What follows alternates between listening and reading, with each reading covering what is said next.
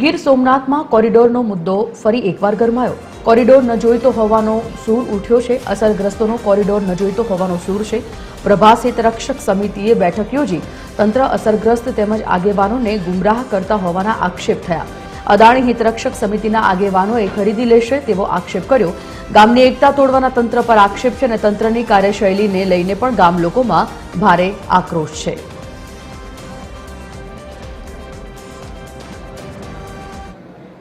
છેલ્લા 5-6 મહિનાથી કોરિડોર નામનો વાયરસ છે એ ગુંજી રહ્યો હતો।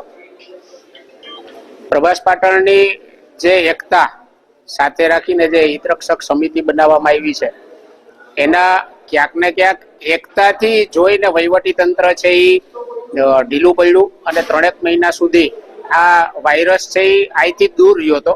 પરંતુ 10 દિવસથી વહીવટી તંત્ર દ્વારા આ કોરિડોર નામના વાયરસને સાથે રાખી અને ભાગલા પાડો રાજનીતિ કરવાની એક યોજના ઘડી અને પ્રભાસ પાટણની એકતામાં ક્યાંક ને ક્યાંક ખલેલ પહોંચાડવામાં આવી રહી છે।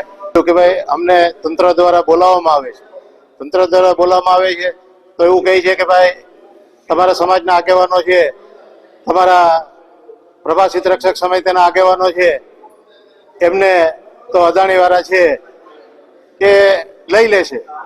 તો આજે એ ખ્યાલ પડ્યો કે ખરીદી લેશે, ખ્યાલ પડ્યો કે ભાઈ આ તંત્ર આવું શા માટે કહે છે।